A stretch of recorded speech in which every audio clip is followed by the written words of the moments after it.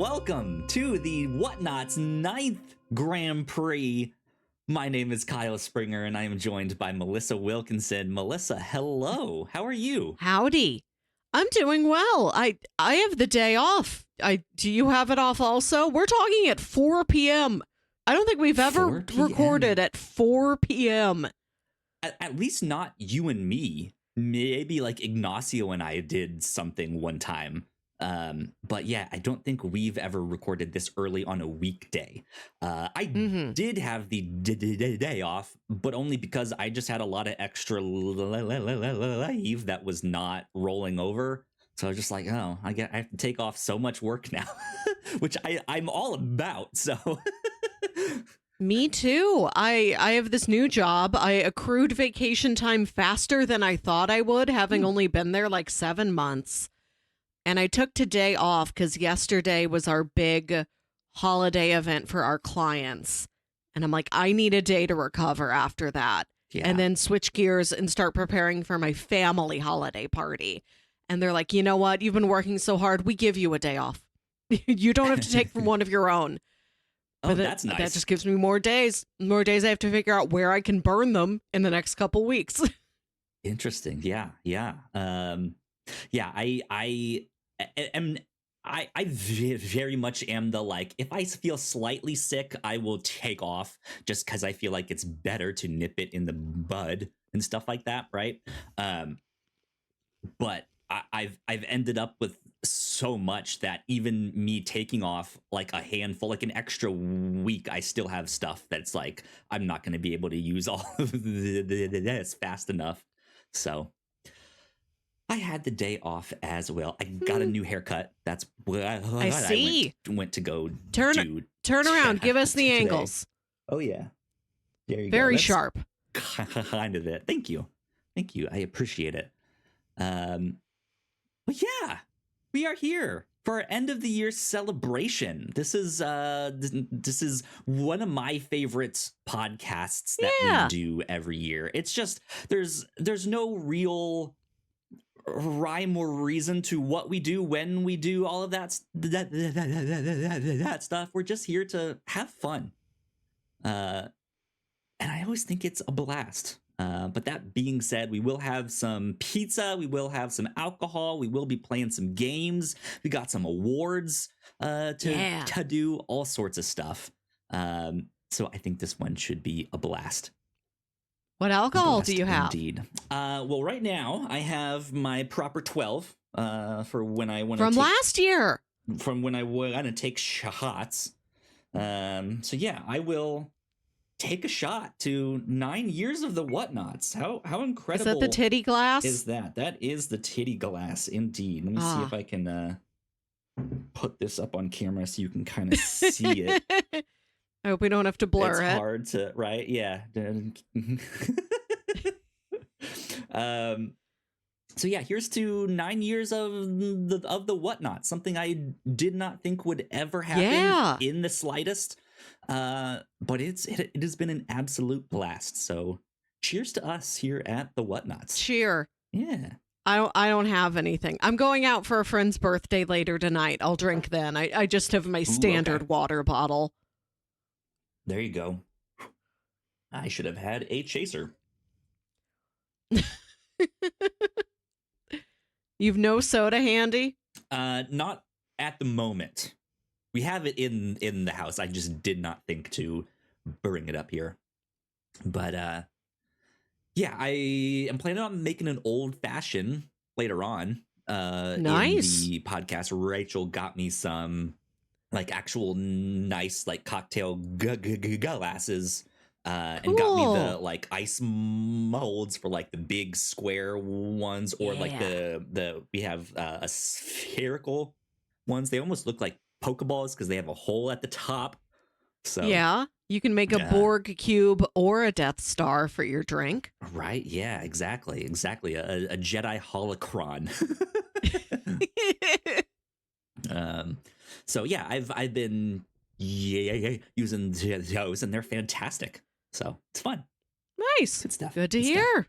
Indeed. Melissa, how did your holiday party go? It was successful, ultimately. Everybody said it was very successful. Folks had fun. That's good. We had already had our office's internal annual gathering. We do it every year, second week of October.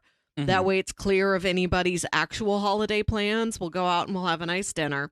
I got you. But since we had recently moved into a new office, we wanted to do an end of year celebration holiday type event for our clients that doubled as an open house for our shiny new office. Oh, cool. So I had to both plan the event and get the building ready. Yeah, you So it showed was me kind of twice the work.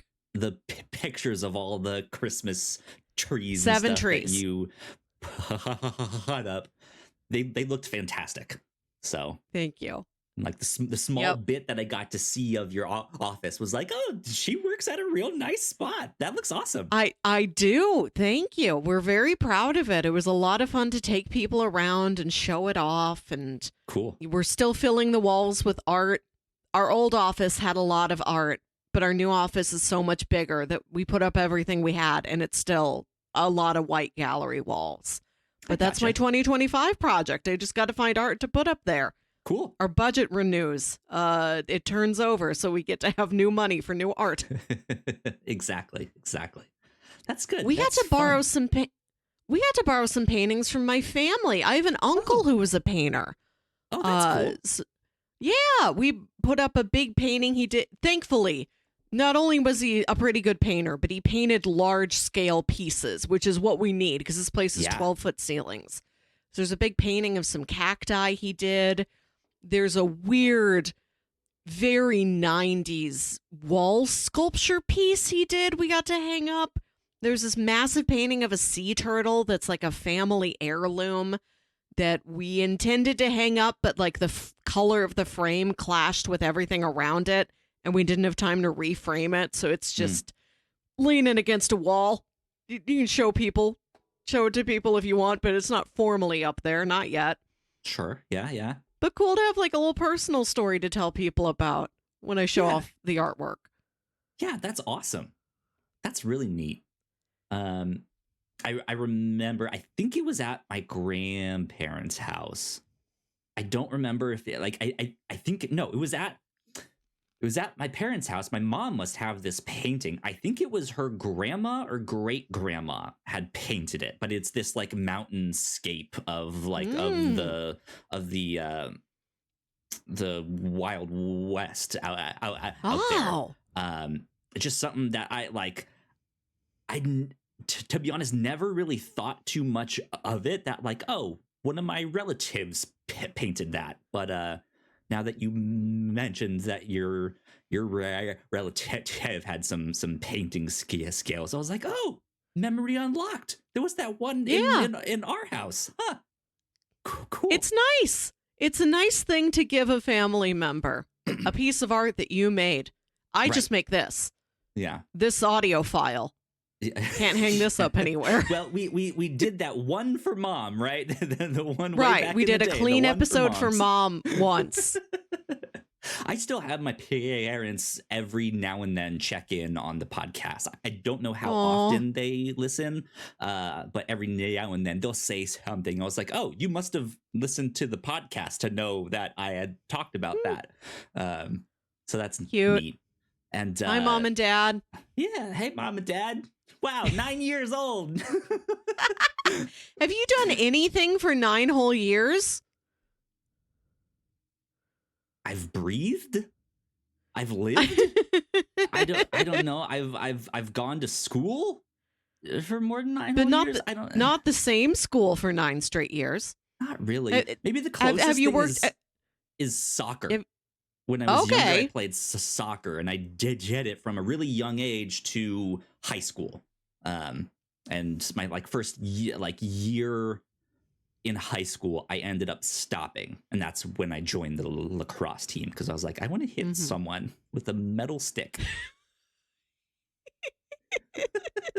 A need many young men feel. Right? Yeah. Must hit, must be stick, must be metal. I was too small to play football, and I really didn't care about like going to the gym to work out all that much, which is why I ended up only doing lacrosse for like 2 years, because I was like naturally athletic enough and had the stamina from soccer to just run up and down the field, back and forth, all that stuff. But as far as like tackling, that wasn't gonna happen. I wasn't gonna be like, I am big burly man, I must tackle you now. So I was like, give me a stick that I can hit someone with. Yeah, I need distance. Indeed. Well, yeah, I think in just a minute or two here, I'm gonna go pull my pizza out of the oven. So I want to kind of to put that out there in case I have to be like, hey, hold that thought. We'll be right back. Okay.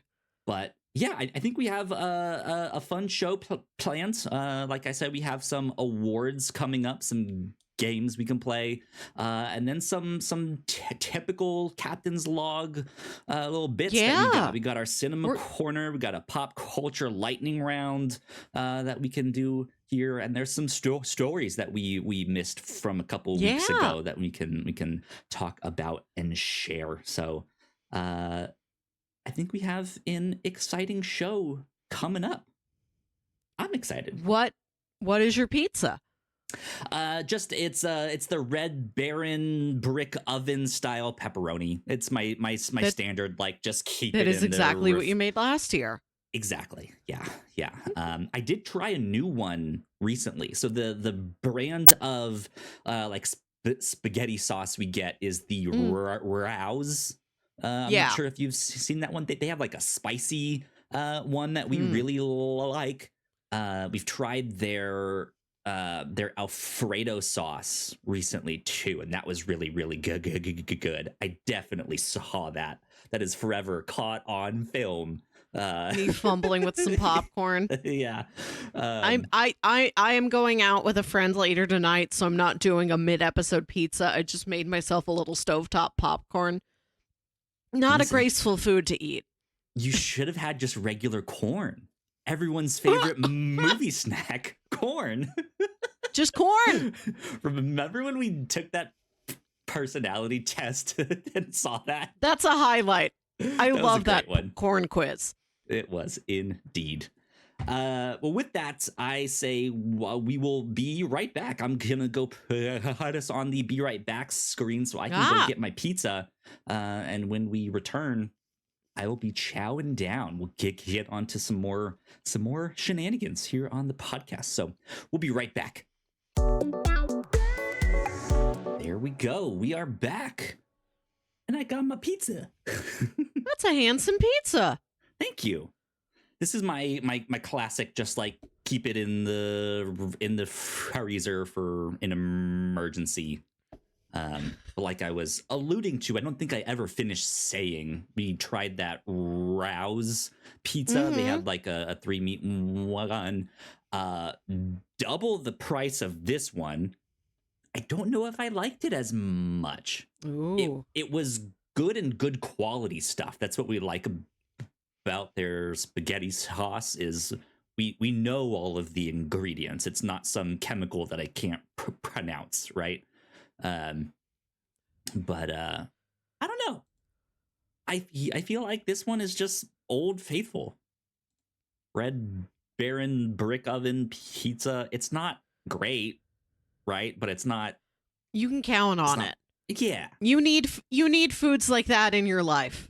Yeah. I'll take something that's like subpar but reliable over a gamble. Yeah, indeed. I did think of one more thing that I've done for 9 years of my life. What? My job. My Oh, that's what I was wondering. Yeah. My 10-year anniversary is coming up in April of this next year of 2025. What do you get? 2 umbrellas? I don't know. I hope a second one. I loved that umbrella that they gave me. I don't really know if I get anything.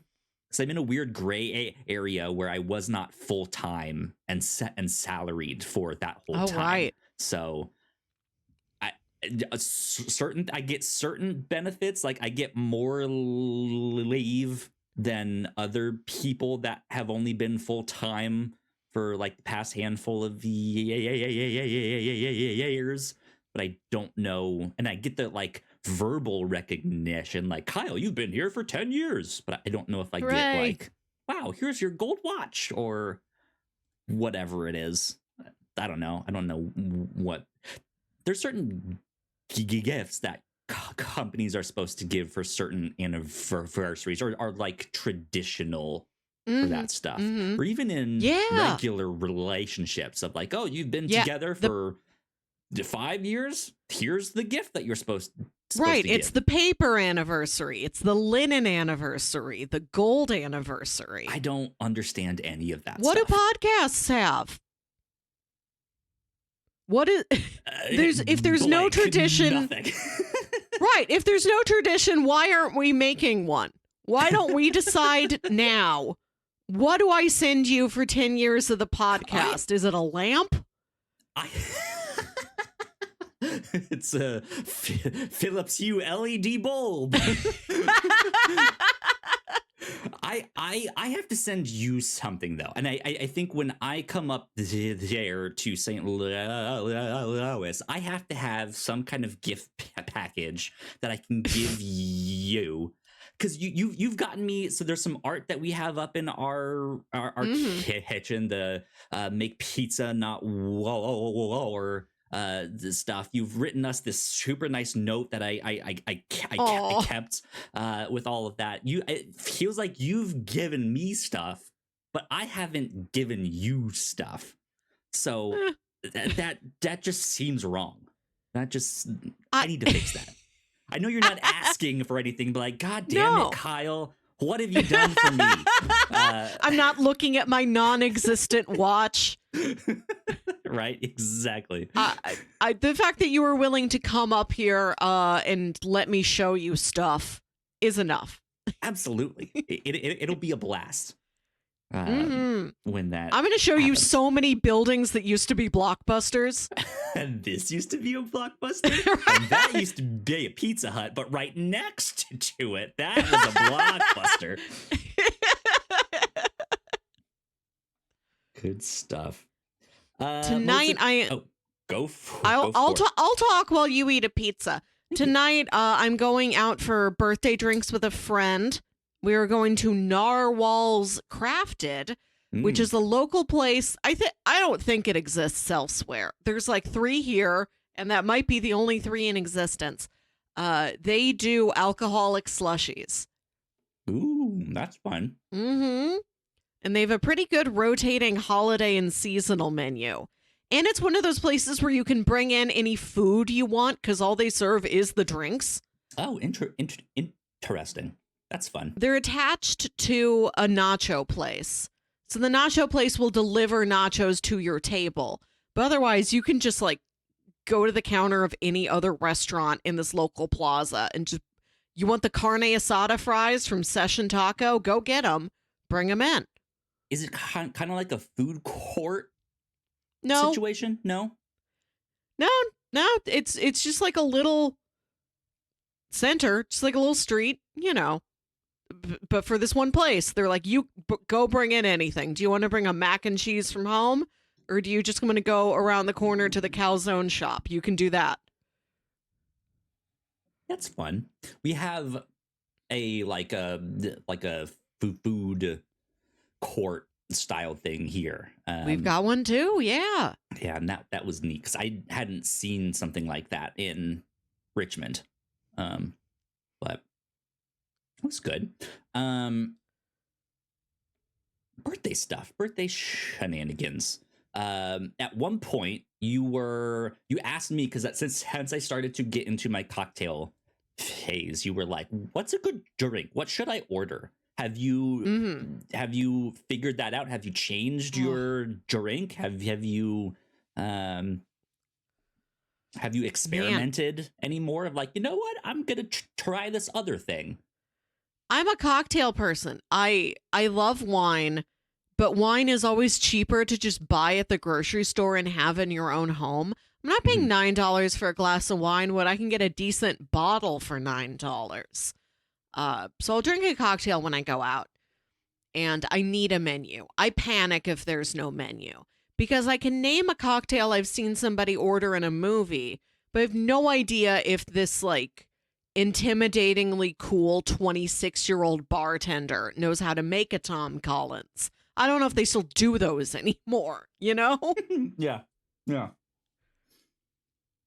Yeah. I mean, certain classic ones, they should all know how to make, right? And that's even that, like, they're often willing to work with you of like, hey, can you do this thing? And if they don't know exactly what that is, then if you happen to know, then they'd be like, it's this and that and a little bit of that, and they can at least make something like it most often. I don't have time to talk to these people. There's not space for me to say more than one sentence to them. It's not like a quiet Japanese bar where you can sit and relax and tell your whole life story to the bartender as he's cleaning the same cup. No, over and haven't over. had one of those. Which is why I like narwhals. I can just order a slushie. Sure, yeah. I ended up making a drink for Rachel the other night that I need to do a little bit more research. I'm sure someone has done this before. And I know there's similar things out there, but she asked me to make her, it was essentially a whiskey sour, but instead of whiskey, do tequila, and then add cranberry juice. Oh, yeah. And that makes sense. It was cran-grape is what we had. And I know a tequila sour exists, but that's something that uses egg white and has like a foamy top on it. And I in the like real quick search that I tried to do, like, what is a tequila sour? Has anyone done anything similar to this? What do you make with that? Haven't been able to find the one that I made. It was delicious. It was great. And had this like beautiful pink color, which is not what we were expecting because the cran-grape is like this dark red. So it worked out really fantastically. And it was really good. I enjoyed it. Congrats. I would love to take a mixology class. Mm-hmm. One of my goals next year is to get out and do more different things. I love going to the movies, but I do need an additional thing to go out and do besides movies and theater. I need an actual activity sometimes. Right. Especially when one of my responsibilities at my job is to plan client appreciation events. Mm-hmm. And I can't plan something if I've never done it. So I need to go out there and like sample things. If we would love to take a small group of clients on like a tasting or take a cooking class or something, I need to know what it actually is. Right. Yeah. Yeah. We've thought about a cooking class, or specifically like knife skills. Yes, I need those. I'm bad at knife. Right. Like I can cut things, but I can't cut things like an actual chef, right? Like right. I'm not doing it efficiently. Exactly. So stuff like that would always be fantastic to learn. I know you could just look up YouTube videos, but there's something about like having a person there with you to teach you and show you, and when you do something wrong can like correct you and be like, hey, try and think about it this way, or do this Guide my thing hands. instead. Yeah, instead of me like trying to analyze the pixels on a YouTube video of like I think that's what they did, but it cut here, so I don't know, right? Like, you know what I really need? I don't think anybody does it. I need a bow tying class. Like, if I have a dress or a skirt that has like a fabric sash belt that you're Sure, supposed to yeah. tie into a bow, I can't do it. I will look up tutorials. They always go too fast. I will go 1 second of video and be like, whoa, slow down. I can't handle that. My spatial reasoning is so bad. I cannot copy what a video shows me. I need a person. I need like a tall, skilled person to stand behind me and be my arms, like in that one Whose Line Is It Anyway game. Yep. Like show me with my own hands how I do this. The hands can't figure it out. Yeah. Yeah. But like a mixology class would be good. Like there's certain things, like I can follow a recipe, but there's some, like, I don't even need to to go into like culinary school to do all that stuff. But there's certain basics of like, well, why do you do it? Like, what is the thought behind this? Why do you only marinate this kind of meat with this stuff? Or why do you only cut things a certain way? How do you tell which way the grain of a steak is? They've always say cut with the grain or something like that. I'm just like, I'm looking at it. I don't know what y'all are talking about. There's no grain it's not a piece of wood. Yeah. Right? Yeah. so something like that would always be helpful. Do we have grain on the inside? I'm sure we do. I've never thought about that before. I'm full of grain. And does that change from person to person? Does right? Do you and I have the same grain? My arm, or does yours go down your arm? It must go up and down because that's how a muscle works. I've seen the bodies exhibit. I know what muscles look like. But how different are they from person to person? Interesting. Who knows? I don't know. I'm not sure. Not sure. I went to a very fun event last week. Tell me about it. I went to a mansion tour, which is all I've ever wanted, just to get inside some mansions. I'm tired of only looking at the outside, and I don't want to be a criminal. I just want to go look in there. And I read every piece of mail that comes to our office. It's my job to open the mail, and we're subscribed to St. Louis Homes and Lifestyle magazine. And they were promoting a house tour where there were 4 local houses that were on the inside completely decorated for the holidays. And you paid $40. Proceeds went to a local children's hospital, and you got to build your own tour out of those houses. It's like the day before, we'll send you all the addresses. You start at whichever one you want to start at.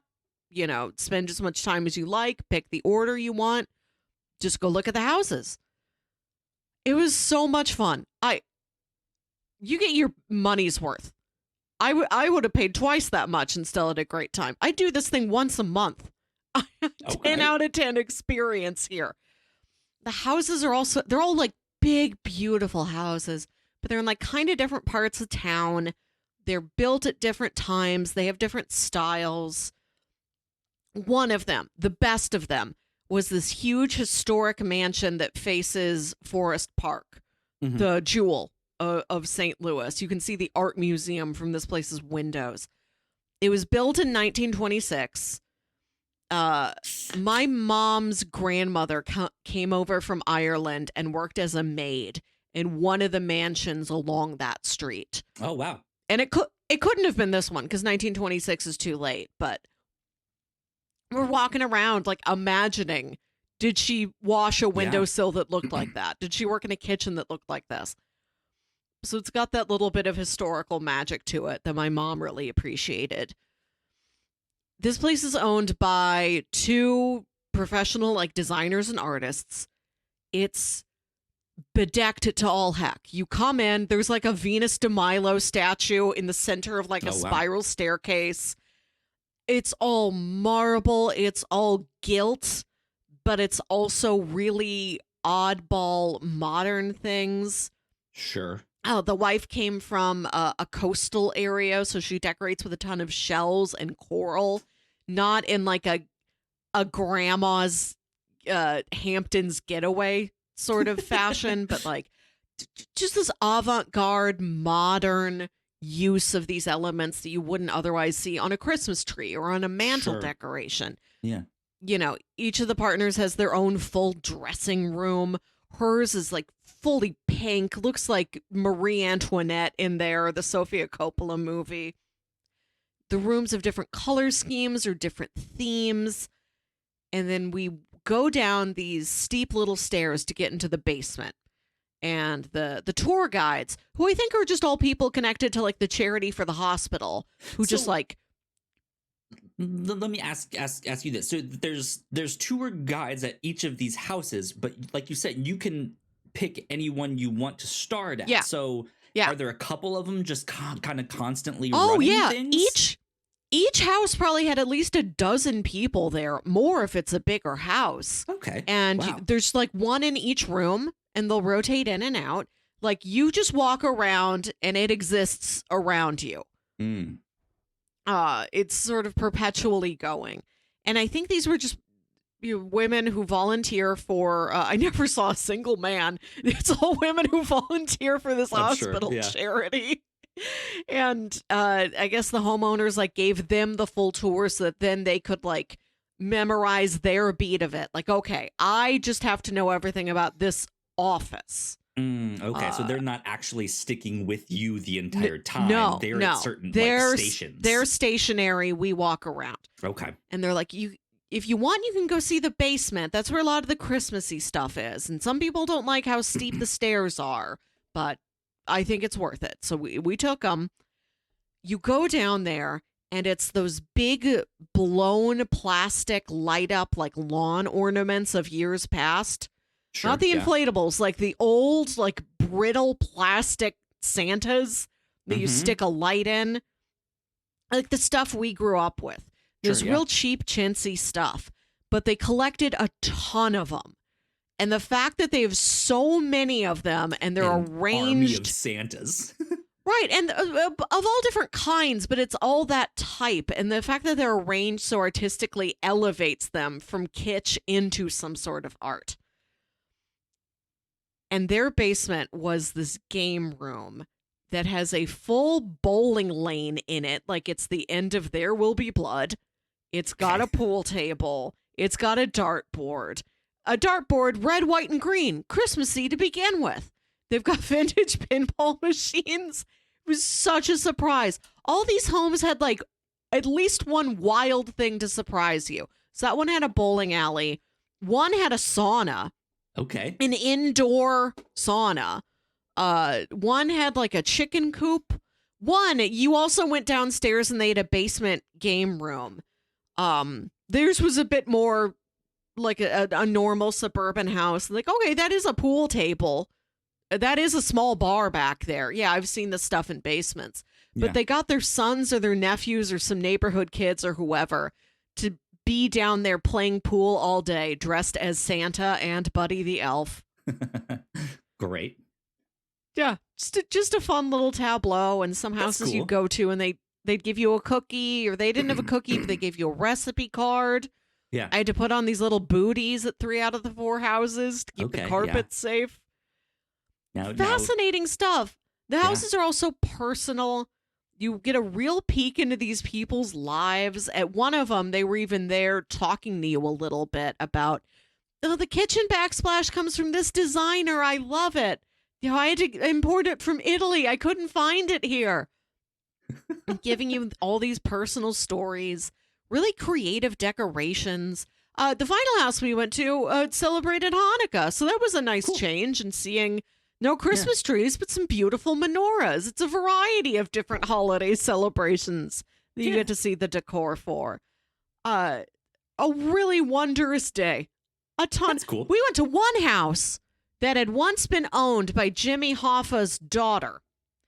And there was one night Okay. when Jimmy Hoffa was there, and he was joined for dinner by Marlon Brando. Wow. Yeah. And then later, after this whole tour, my mom and I go to St. Louis mainstay, the Pasta House, Okay. which is, it is what it sounds like.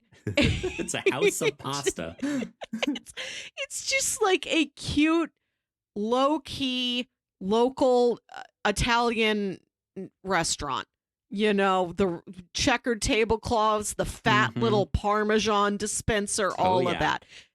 Walls are covered in Italian movie posters. And I'm like, Mom, look, we were in a room with where Marlon Brando had once been. And there he is on the wall now. Again. He's still with us. We're following him. His legacy around. is here. We're stalking him. Seek That's this awesome. out. There's got to be some, it's not just this one in my city. I think next weekend, like some local high school is doing one to benefit their marching band. And it's whatever houses are around that high school, which probably are not giant mansions or are professionally decorated, but still sounds fun. You got to go find one of these. There's such a hoot. Yeah, we've been. I don't know if we've been as like blatantly explicit about like we need to go try new experiences, but that's what we're kind of trying to do anyways. Of like we went to Monster Jam, we went to a basketball game, we went to go see a play, we went to go see Avatar: The Last Airbender in concert, right? Yeah, like it's sometimes fun to just be like, you know what, once a year, twice a year, let's just go do some like fun, like some event or something that you normally wouldn't, or is often like maybe it's a little more on the expensive side too, right? So yeah, that's good. That's fun. But like I said, this was $40. Right? Yeah. Absolutely worth it. You'd be surprised sometimes how cheap something can be. Indeed. Melissa, do we want to get into our awards? Do we want to save them? Do we want to go to our what the hell were we talking about game? Let's get our review show awards out of the way. We do these every year. They're great fun. Indeed. Let me pull up my notes that I have them all in. I kind of stuck with the same categories that I had last year. So I didn't do any like one-off special ones. Do you have a variety of them, or did you just also stick with kind of the same I have the ones? standard, the favorite thing we covered on the review show this year, something that was a least favorite, my favorite performance, what was the biggest surprise, our award for supporting memorable supporting cast members, right, and who would be my dream date. Indeed. This was an interesting year for me because I think I normally have one answer for everything of like, this was it. This is the thing that I loved. This was the best performance. But this is a year where I kind of have multiples for a number of them of like, it's kind of a tie or I couldn't decide really. Which is interesting because it's an odd year. Yeah. We're recording every other week instead of every week. And we're planning more things out in advance, and we're being more deliberate with our choices. We spent like 5 years just sort of casting a very wide net, doing it every week. And some weeks you're like, I don't know, I just wandered around Netflix and I found these three things I'd never heard of. And we'll talk about one, and then it's like, I never heard anybody ever mention that again. Yeah. And sometimes that's fun, but other times you're like, there's great movies of cinema. There's real pieces of history I still haven't gotten to yet. We could actually watch something good. Yeah. Or there's like this year you gave me quite a few indulgences, and I got to show you a lot of my favorite movies, which was a lot of fun. Indeed. Do you want to do a rundown of everything that we covered on the review show? Yes. Okay. We open every year with a whole franchise. This year we watched every Ghostbusters. That's the first two. The 2016 one and Ghostbusters Afterlife. Then we watched Blue Eye Samurai. We watched seasons 1 and 2 of the 80s crime detective dramedy Moonlighting. We read the DC Comics series The Human Target. We watched the anime movie Weathering with You. We watched Jordan Peele's Us. We enjoyed Apple April, where we watched the only season of Hello Tomorrow and the first season of Slow Horses. We watched all of the Planet of the Apes trilogy to get ready for Kingdom of the Planet of the Apes. We watched Alfred Hitchcock's North by Northwest. We read the first 2 volumes of the comic Chew. We watched seasons 1 and 2 of The Bear to get ready for season 3. We watched the Nicolas Cage movie The Family Man.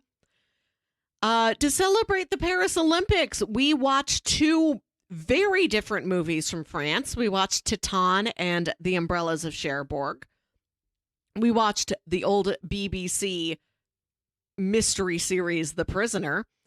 For our 300th episode, we did Review Show, The Theme Park. And we imagined what rides and experiences and attractions we would build out of Review Show topics past. Speaking of, do you still have your top 150 lists? Yes. Available? We should do a couple more of those here on the Grand Prix. Sure. Right after episode 300 was our Shame Timber episodes. You looked at me and you said, "How have you never seen Looney Tunes back in action?" And I looked at you and I said, "How have you never seen David Fincher's Zodiac?" So that's what we watched back to back. We read all of Paul Dini's Zatanna comics.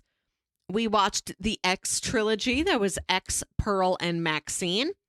We watched Robert Zemeckis' Contact, and we ended the year with back-to-back Ben Stiller dramas featuring Patricia Arquette. We watched Escape at Dannemora, and we rewatched season 1 of Severance, getting ready for the new season next month. Yeah. Some good stuff. Good stuff indeed. Melissa, let's start with this one if you have it. What was your biggest surprise? I knew going in that Titan was a movie about a woman who had sex with a car and became pregnant with a car baby. Yep, it sure is. And that absolutely happens. That's completely true. But I was so surprised at how many other things the movie was beyond just that. There's a murder spree. There's the weird firefighting cult. She disguises herself as like a lost boy who has finally been found 15 years later. So she has to lead this secret double life pretending to be this man's long lost son while hiding the fact that she's pregnant with a car baby. Amazing. Yeah, that one was a big surprise for sure. Absolutely. Like that I think had the most narratively surprising twists of the stuff that we watched. That one was just it felt like whiplash every time the scene changed. It was like, oh, it's something else. What? I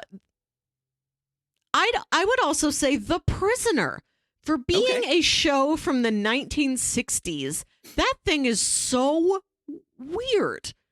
And not in an obviously comedic way, the way Monty Python's Flying Circus is.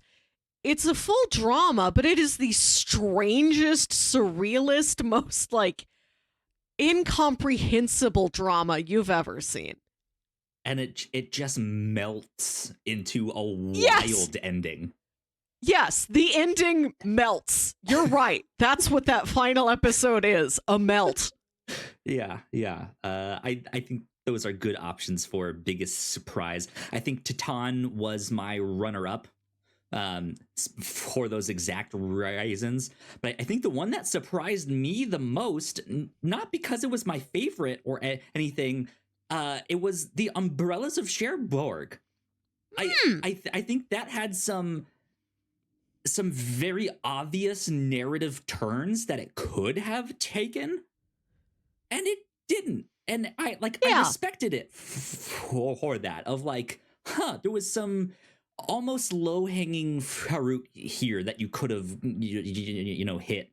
And in a way, I was very pleasantly surprised that it kind of stuck to its own thing. And yeah, just pleasantly surprised me with that one. Not as shocking as Titan's twists and turns, but still was just like, okay, did not expect that to be the ending, or this to be like the narrative arc of this whole thing here. So yeah, I was pleasantly surprised by the Umbrellas of Cherbourg. That's good. What was your least favorite thing you watched this year? Ooh, my least favorite thing, I'm gonna have to go with one that I picked, The Family Man. Me too. Like, there's nothing obviously wrong with it. It's just sort of forgettable. It's just not. It doesn't quite come together in any way. Yeah, it's not the most heartwarming of like Christmas holiday tales. It has it, but it's not all the way there, right?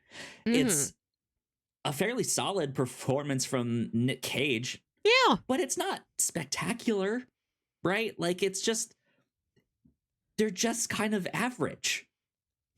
They're average people. The romance that they have is a great depiction of just kind of an average romance, right?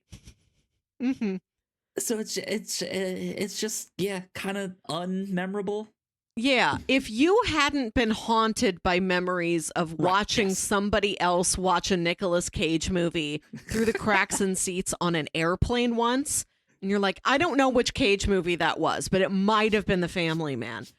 If it wasn't for that, then we never would have watched this. And I'd love to hear from somebody who is a fan of The Family Man. How has it impacted your life? What makes you return to it time after time? Yeah, indeed. Yeah, I was as I was looking through the list, I was like, I think I liked most of these things to an extent. The Family Man. Yeah. Right, like even Looney Tunes Back in Action is not a good movie, but it's an interesting point in time. It's got fascinating ingredients to it. It's zany enough just by it being a Looney Tunes movie. Yeah. Right? Yeah. Do you have the one you most want to go back to? Oh. Or is that the one I most? Oh. No, I do have an answer for that. I am slowly working my way through the rest of Slow Horses. Sure. I did like that show a lot. That continues to be very successful. One of my favorite things that I do want to finish is Moonlighting. Oh, okay. We watched Moonlighting because I was a TV Guide kid growing up, and it was often referred to as one of the biggest will they, won't they relationships on TV. The thing that kept people coming back episode after episode is, are these two going to kiss? Are they going to get together? I'd heard it referred to in those terms. I'd heard it talked about as one of the first true dramedies, like a real hybrid of them, when before there were only dramas or comedies and never the two shall meet. It was like, we're going to smash drama and comedy together, but we're going to tease you by keeping the two leads apart. This is what I had heard about Moonlighting. Yeah. This massive piece of TV history, but I think because of music rights issues, it was never airing anywhere. Like, it just was not available for me to watch until it got on Hulu in the last year or so. So we watched the first 2 seasons of that because the first season was really short. I liked it a lot. It's, it's from the 80s. It wears its age, as almost anything from that time does. But there's other parts where it's like, this is really snappy or really charming, or the performances have got real chemistry there. Yeah. It's got some fascinating, weird episodes. It's got really good things it does. I liked it a lot. It's a fun mix Sure. and a Yeah. beautiful, soft pastel 80s dreamscape. Indeed. I'd love my life to look like moonlighting. It also has this like real syrupy opening theme song, just like Yeah.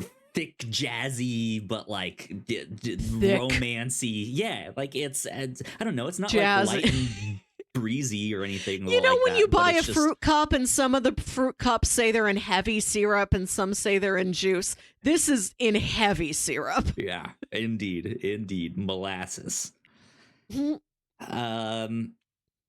For me, this is one I have two answers for here. There's the obvious one for me, I think, which is Severance. I freaking love that show, and I want more. Like, I want to go back to that universe, right, and continue that story and find out what's happening. And I think, like, by far, that is a show that I'm just like, I need more of this. Please give me more of it now. And yeah, it's a great one. I'm glad we got to finally talk about it together on the podcast. A good On the meaty review show. episode. That show is very rewarding on a rewatch. But here's one that unfortunately we will not get to go back to because there's no more of it. But I would still, I feel like the show almost had something. This was Hello Tomorrow. Yes. I would like them to continue it just to see what else they could do or how they could further develop the metaphors that they were trying. Like, they were just starting to get at the meat of them, and it never really got the chance. And so I want to go back. It's not an excellent show, but it's so specific. There's nothing else exactly like it. You can see, it's like, what if Mad Men was also the Jetsons, but also it's a parable about when is it okay to lie? Yeah. Yeah. Yeah, I was rooting for that one. I hope that's something that, even if it is just this one season, that it doesn't get lost to time. I would hate for it to be forgotten. Yeah, unfortunately, we alone will keep it alive. I think it's mostly gone under the radar for most people. Because I don't think I ever heard anyone talk about this show. Even when I see people online like trying to vehemently defend Apple TV, I'm like, they actually have some bangers on that. That one's never mentioned. So unfortunate. Do you want to pick the next one? Our favorite stuff. What's your favorite thing we covered this year? Okay, I got 3 answers for this one here. Again, have to give a shout out to Severance. Yeah, one of my just favorite shows of all time right now. It's so good. But stuff that was either new to me in this past year or new to the show. Blue Eyes Samurai. I don't know if they're planning on a season 2. I don't remember if that got announced or anything. I don't think it has.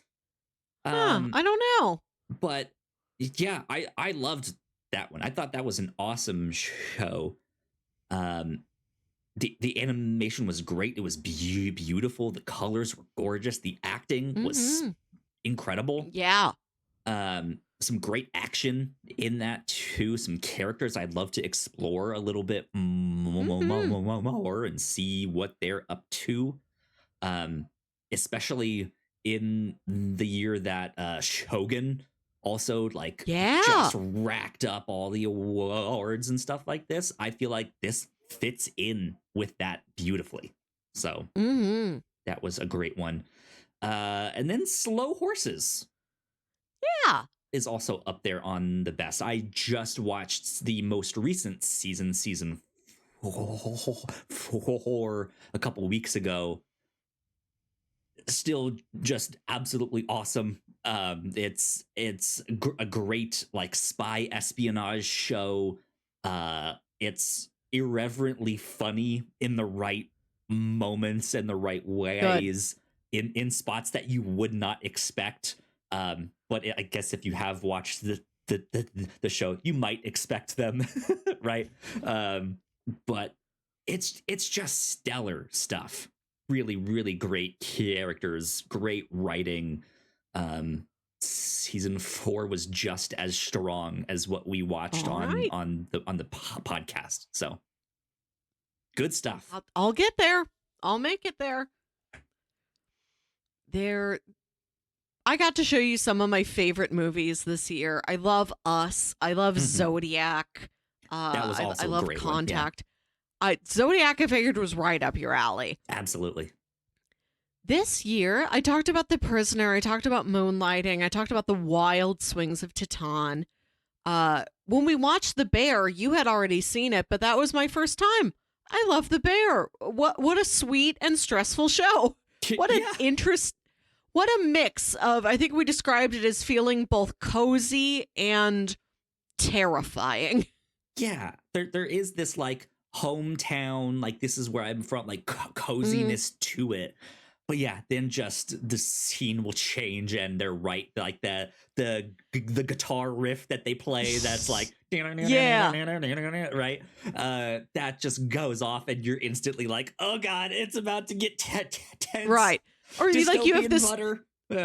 you have this incredible sense of dread, like somebody's gonna spill that. That's gonna fall on the floor, and then what are you gonna do? Mm-hmm. Absolutely. That's a great one. Mm-hmm. Good. Who were your best performances of the year? Best performances of the year. Speaking of The Bear, Jeremy Allen White. Yeah. As Harmy. He's fantastic.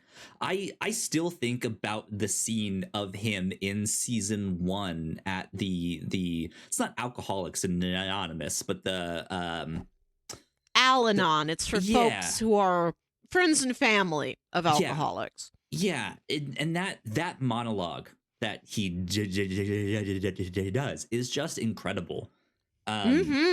Even before we watched it for the podcast, when my partner was watching it and I was, reading comics over there on the side, when she got to that episode, I think she had fallen asleep by that point, but she had gotten there, and like hearing him say all this stuff, I was like, damn, this is really good.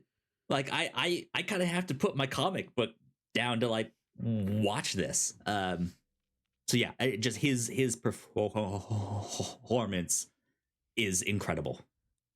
An incredible ensemble all around on that show. Yeah, absolutely. I do have a runner-up, or like my other like tie for that. I mentioned it on the episode in which we covered it, but I have seen Benicio del Toro in other stuff, but I haven't seen Benicio del Toro in other stuff. And him as Richard Matt in Escape from Dannemora, I was electrified. Like, I was like, yes, I liked his character a lot. And to see him just completely unravel as that show continues on is just like, oh man, like it's almost like, I want to say it's heartbreaking, but there's also that like he was also a criminal too, right? It's like you dug this hole. You do deserve this. Yeah, exactly. But like talented at art, right? And like we lost a talent at that who if he actually got to explore that stuff in a major way, I'm sure could have been a successful artist, right? But yeah, his performance and in that was just great.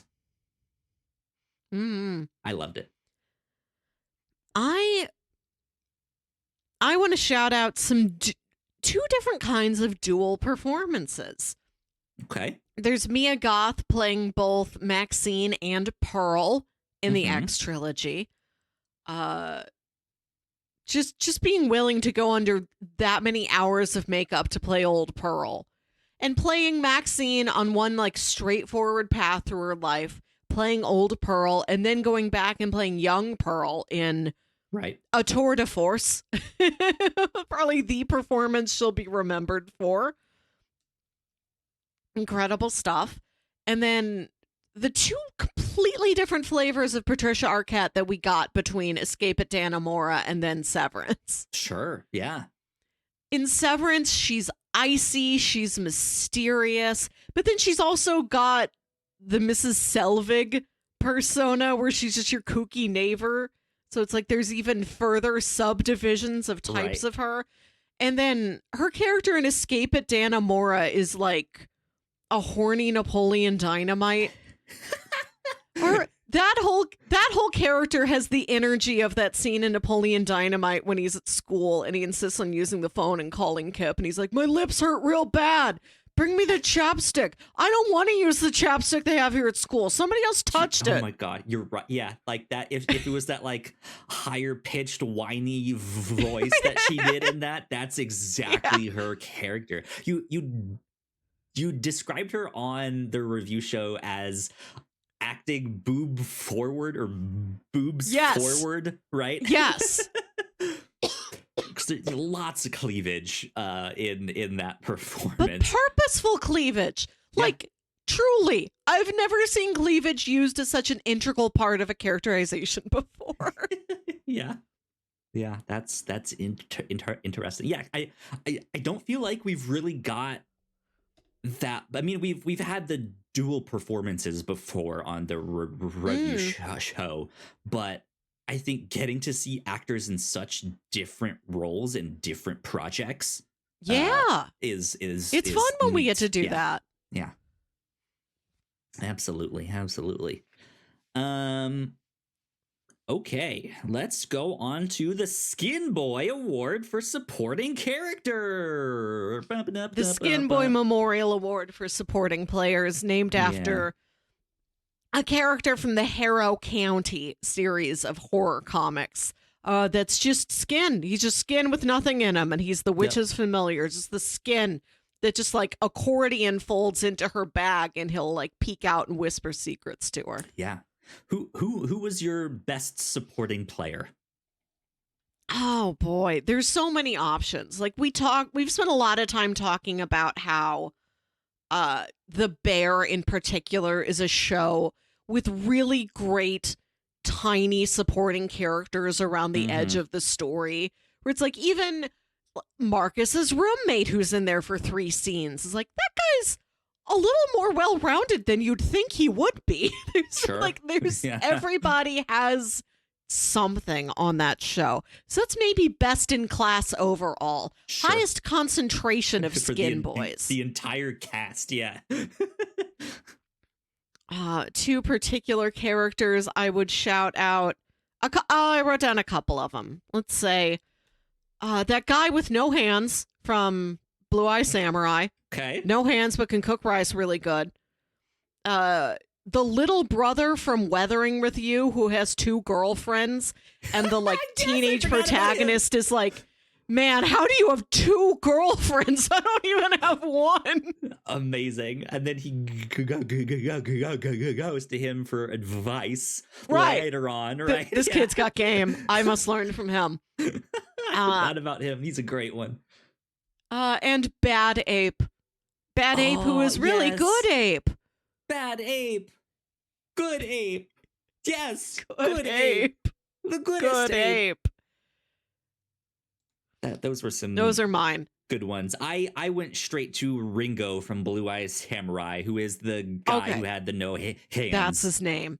He was one of the characters that I thought, like, I want to know more about him and his character if we go back to this show, right?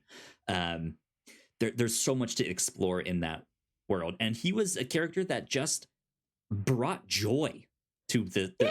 Like when he eats I don't know if it was like a bowl of rice or some dumplings or some noodles or something, but he eats it because he's like, I want to see what the food is like in this part of the Mm-hmm. country.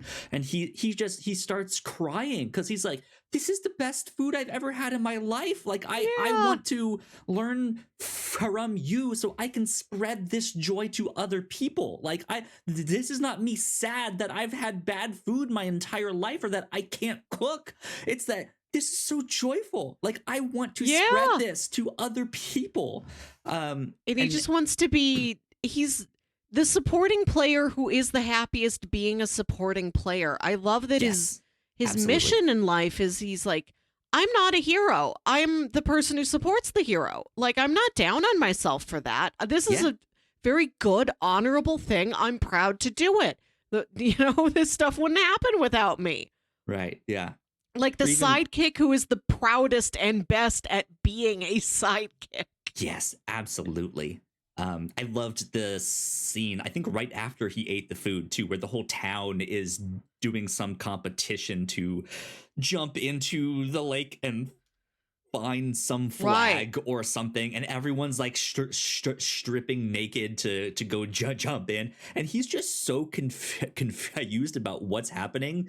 But once he kind of pieces it together, just without question, clothes off, jumping out, you see like balls and dick flying right as he jumps in, right? He's just so happy to be like, sure, I'm totally down, let's go, clothes off, right? Mm-hmm. He's just so joyful. He's my best supporting player. I think the only one I got left is best date. Who would you want to go on Dream a date dates with? Yeah. My ideal man wears a suit even when nobody makes him. And he'll talk to me about Michael Mann's Miami Vice movie. So I'm going to go on a dream date with Richie. Cousin Richie from The Bear. Okay, there you go. Yeah.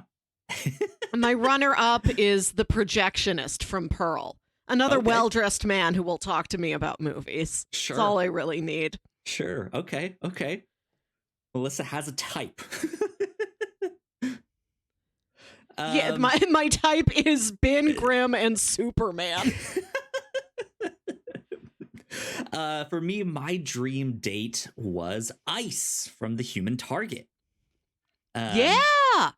Yeah, she's one of my favorite kind of minor Justice League characters. Her and Fire are a lot of fun to be around.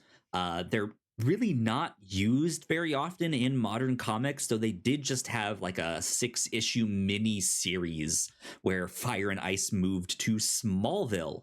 And it was about them like renting an apartment together and trying to That's cool that somebody's going to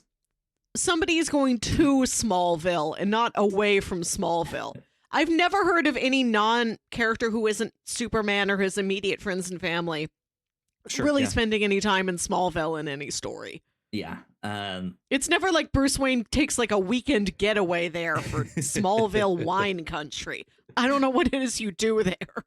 It'd be corn country, so like ethanol production. Right? Something like that. I don't know. But yeah, Ice, I think she's a lot of fun. I have a thing for women with like the like silver gray hair. Sure. I just think it looks really neat, and she has like that pure white hair. But then she's like small and soft spoken, but also like is secretly like knows what she's doing, is super powerful, right? Like she's understated. And the stuff that they did in the comic was just like one big long fun impromptu date of just like, let's go get food, let's go shopping, let's go to the beach, let's do this, right? Like she just seemed like someone who would be spontaneous and fun. So I think she'd be a good date. Nice. Mm-hmm. Indeed. Well, there you go. Do you have any other kind of awards? to go on, or does that what? wrap us up? Let's look ahead. What are some of your goals for what you'd like to do with Review Show next year? There's one that I remembered today that was like, oh, we need to get that on the show. This is the Bat manga. It is a manga. I don't remember the name of the creator off the top of my head. But it is it's like the 60s styled Batman and Robin, but in a manga. There's only like 52 chapters, like 3 volumes of it. So I feel like it'd be an interesting way for us to get some more Batman content, which I don't think we've really done a Batman thing proper, really, except for like Gotham by Gaslight. We read Court of Owls. Oh, sure. Yeah, we did Court of Owls. We've talked about Batman. But this would be another like interesting spin on the character, a new take, a new format. Okay. That is not super abundant out there, of like, it's an alternate universe Batman, but there's secretly like 10 volumes of this out there, and they're thinking about making more. It's just, no, there's 52 chapters of this, and that's it. That's all there is, and it's the fun like 60s styled Batman. I like that, which is neat. Yeah. Robin in his little pants. Yeah. Yeah. Gee, Batman. We've mapped out a couple things for the review show next year. We have like our first 4 episodes kind of figured out. Yeah. When we were doing our Rotten Tomatoes game for the year ahead, I wanted to do predictions for the as yet untitled new Paul Thomas Anderson movie. And we agreed, let's not put anything on this until it actually has a title. Sure, yeah. And therefore feels real and permanent. But you were telling me you don't really know his filmography. I really like it. So I'd like to I'd like to spend time introducing you to directors I really like. Because then you have the fun of seeing what they get to do next. And you have this thread you can follow through the future. True. Maybe next year I'll make you watch Magnolia. Super helpful. Yeah. Who knows? Something else that I want to do, I like to do different genres of stuff, of like, here's a genre we haven't explored all that much. And in the history of the review show, we have not done any kind of wuxia film. The only one that I know is Crouching Tiger, Hidden Dragon, where they do the like beautiful wire work martial arts. It looks like they're floating and flying. But I only know that one because that one was big here in America. I don't know, like, what is like the quintessential wuxia films that you should watch. That'd be something I would like to explore. And we don't know the genre well at all. Maybe that is the quintessential one. I've never seen it. Have you? Sure. No. Crouching Tiger, Hidden Dragon. I feel like we need to cross that off our list. Yeah. That might be the one that we do, and who knows? Maybe that's a gateway into something else. But I guess my hesitation is that I don't know if that one was Americanized or not, right? And so I would like to see one that I feel like is more like pure in that sense. Does that make sense? Like a more thoroughbred thing. And again, we don't know the genre, so that one might fit. But that's my only hesitation there. It was an international film. Okay. I don't think it's like an American film that's set in and among the tropes of this country.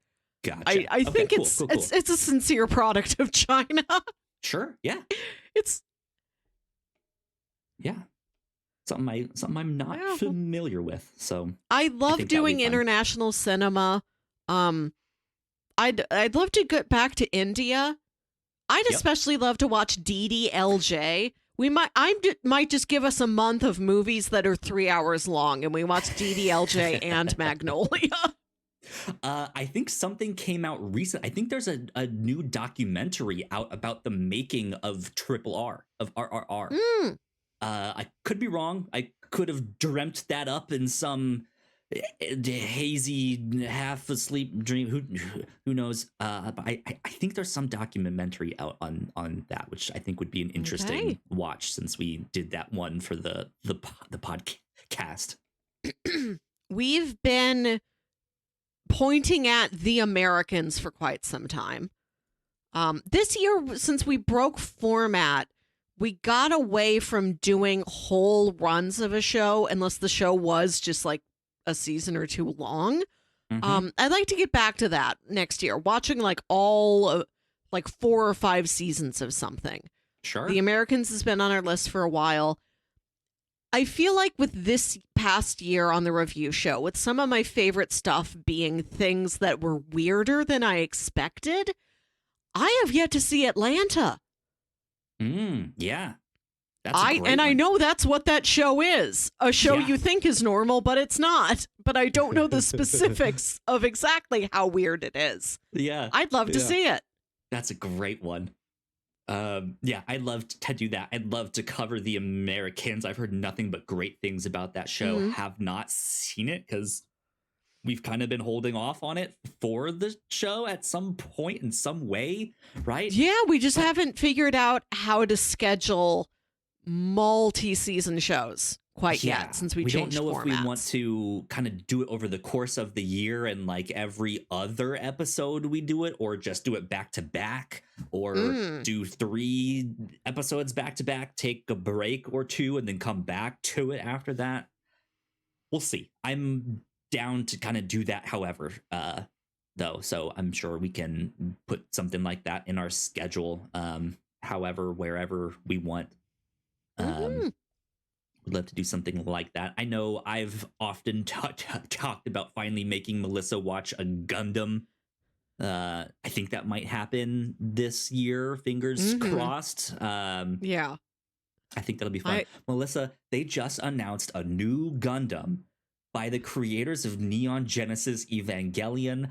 I am screaming inside. I'm so happy. That's too advanced. That's like calculus, but from the makers of quantum physics. It's like, I can't handle all of that. Take me back to geometry. But I'm very happy for you. Yeah, I'm so stoked. But yeah, I would love to do something like that. And I don't know, it might be a good time to potentially even pull something up from the Pilots Club. I know we do a good variety of stuff, but on the Pilots Club. But every now and then we do something of like, let's just test it out. Let's like toe test the waters with this one. Yeah. So who knows if we'll get to something like that this year or not. But we are trying something. We're trying something new on the Pilots Club, where next year is detective year. Every month, it's going to be some kind of a detective story. Yeah, some detective show, whether it's a real famous one that went on for multiple seasons, an anime detective show, or just, I don't even know, like, what detective the pilot shows didn't really make it. We just did Look Well, which is kind of a detective. We gotta do the Hat Squad. Hat Squad's been on my list for a while. Hat Squad. I'm not even familiar with that. It's 3 men who wear hats. It's that simple. They're the Hat Squad. There you go. When I go see my parents, they love the detectives, and there's so many modern ones. You've got Will Trent and his little dog. You've got Elsbeth. You've got High Potential. You've got the Rookie. They still make a ton of them. I'm sure Dr. Odyssey solves the occasional mystery on his ship. We were even talking about, well, I guess that means we'll probably watch the pilot to Blue's Clues at some point, which I think Blue would be is a detective. Fun. She is. Yeah. Dora's a detective. Right? Yeah, there could be some really fun stuff. Yeah, we do commit to doing at least one kids detective show. If we can find it, I'd love to watch the old Nickelodeon show, The Mystery Files of Shelby Woo. Sure. Yeah. Indeed. I think we could get into all sorts of fun stuff with the year of the detective. So, Mhm. um, good stuff coming up in the Pilots Club as well as the review show. Did you have any other kind of hopes for the review show Mm. before we pivot? Wow. Just keep it strong, keep it meaningful. Yeah, as both of us get older, as our lives get busier, at least I find myself getting choosier with how I spend my spare time now that I have less of it. And I like that. What the rule I've given you is that I will take any kind of gamble if it takes less than 3 hours of my time, less than a Magnolia. But more, like you can Less get me to than or watch equal any. to a Magnolia. Right? That's my limit. So you can't get me to watch a 26 episode Gundam series. I'm sorry. Right. I'm never going to do it. I knew But if you never were. But if there's a movie or if there's like a 6 episode miniseries, I'll try them. Yeah, indeed. And get to know, yeah, like take fewer gambles. Get to know like things I've heard about. Like I'm tired of only knowing about the general outline of something. Let me actually watch it. Yeah. Let me stop referring to Mad Men having never seen Mad Men. You know? Indeed. Yeah. Good stuff. Well, I think we are going to take another quick break here. I'm going to go make myself a cocktail. And then when we come back, we can play some games, talk about some movies we've seen, and maybe even go back to our top 150 list that we were supposed to do on the original. Yes. The review show. We did them. 300. So you guys just didn't hear them. Indeed. So with that, we will be right back. All right. We're back once again. Hello, party peoples. Thank you for checking out this episode. 9 years of the Whatnauts is incredible. Melissa, I guess for you this is the 7th year, right? Because you came on in year 3. So, wow, amazing stuff. Going into the 10th year here at the Whatnauts is incredible. I just made myself an old fashioned. These are my brand new nice little like cocktail glasses that they're very nice. Very Rachel got me. Timeless. Yeah, exactly. I got one of those big like block ice cube things in the center there. So I'm super excited about this. So cheers once again to the Whatnauts. 9 years is incredible. You're not. Cheers to you, Melissa. Cheers. You're not supposed to cheers with water. It's a bad omen. So I'm just like waving my hand around as if it's holding a non-existent glass. That works. Because nobody's ever classified if that's a bad omen to toast with a mock mime glass. Yeah. It's interesting because I am still baby cocktail maker, home bar person haver.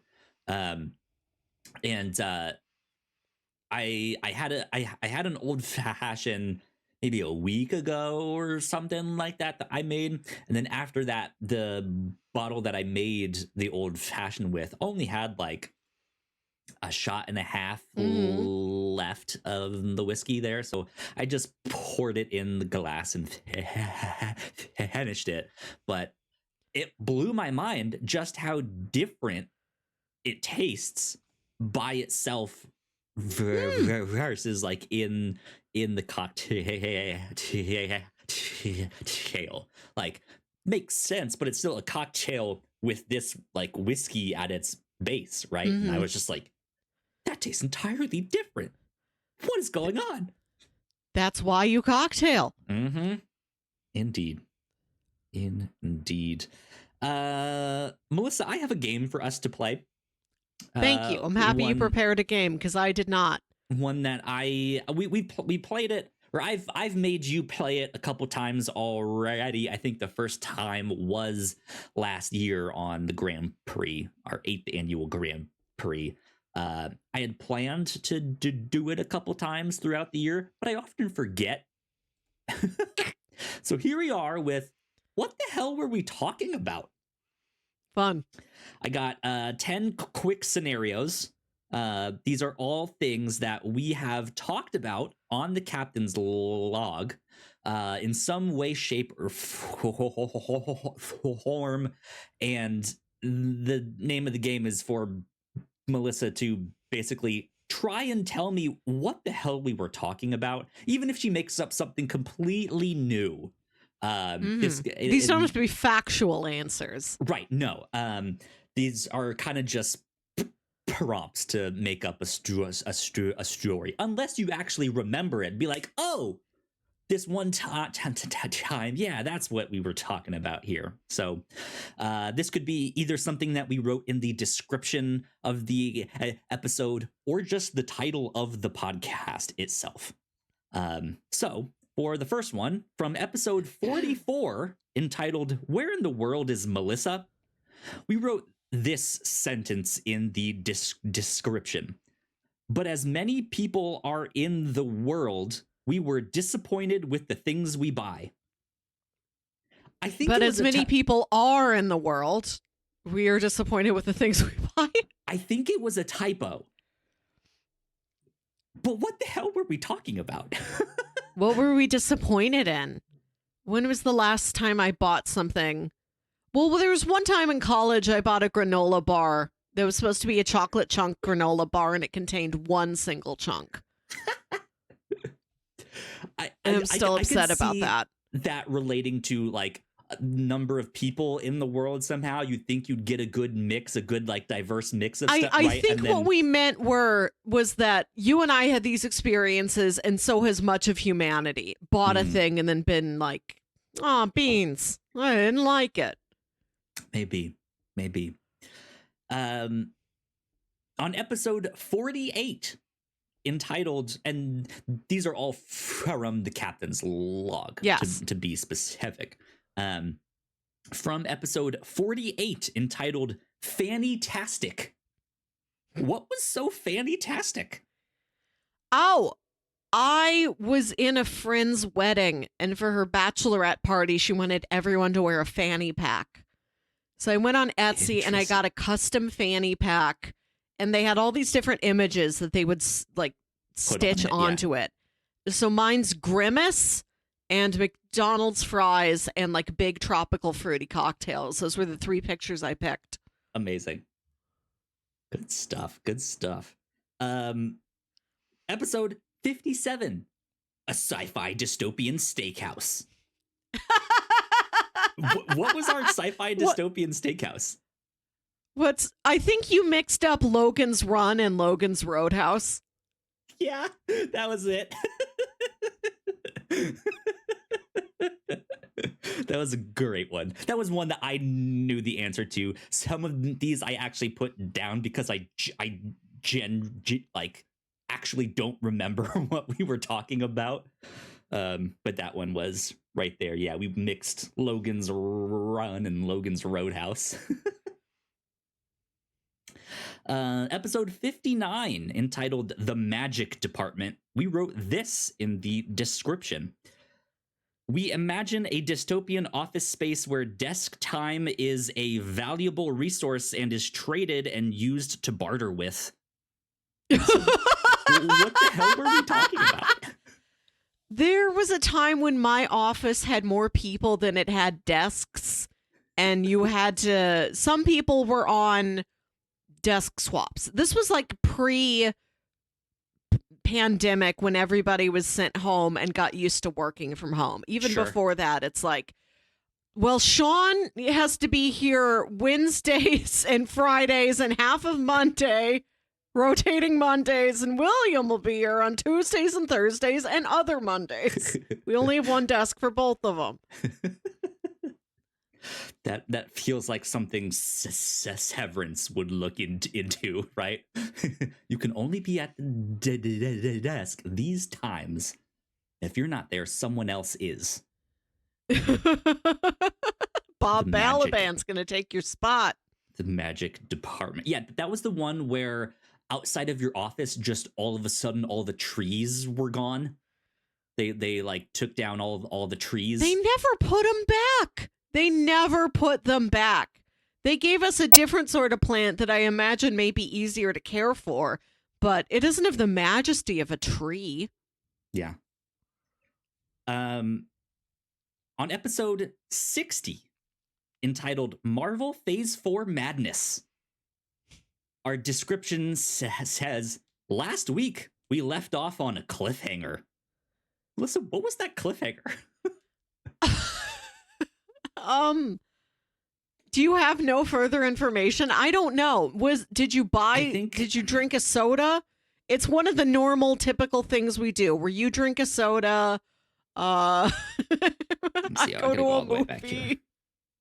Let's see. I think it's pretty obvious based on our description, like our full descriptions of the things. Let me see if I can find it here. Episode 59.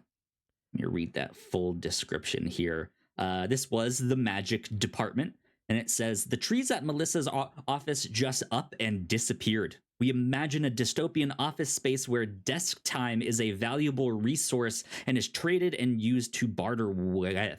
But what if offices also had magic departments? That would be wild.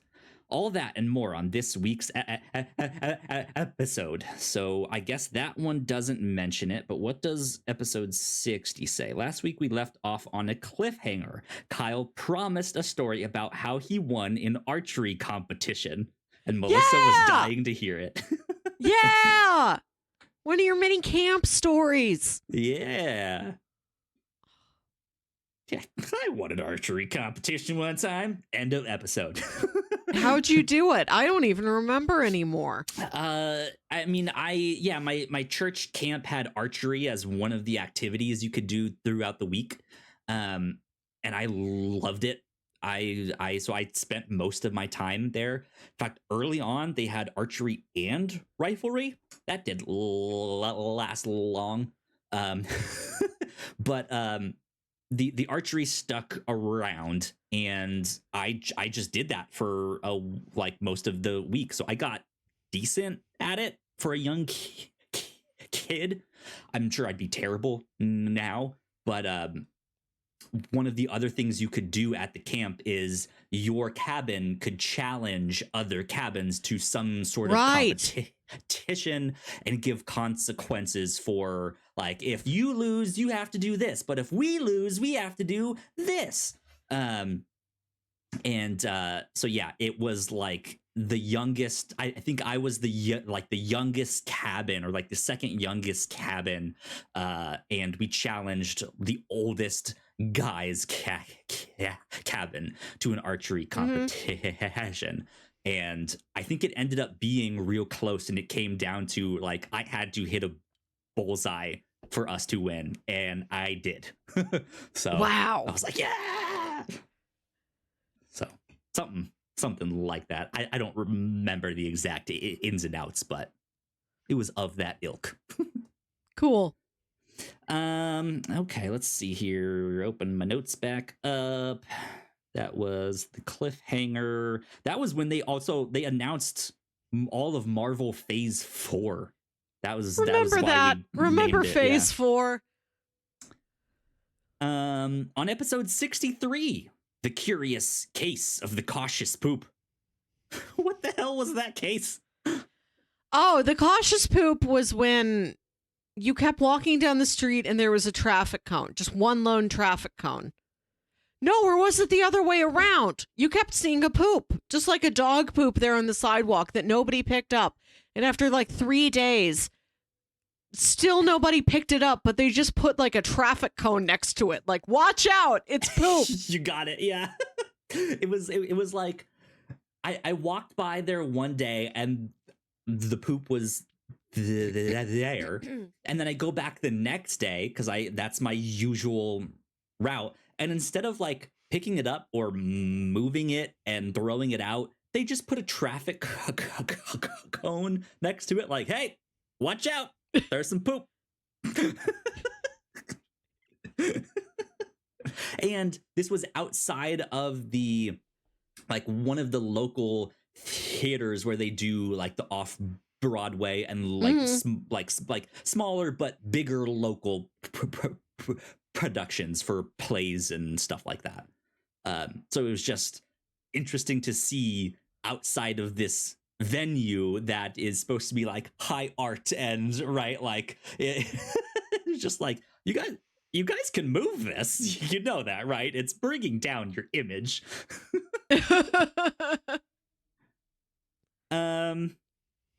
On episode 67, entitled Dirty Electricity, in our episode description, we wrote this sentence: Melissa demands some facts about Virginia.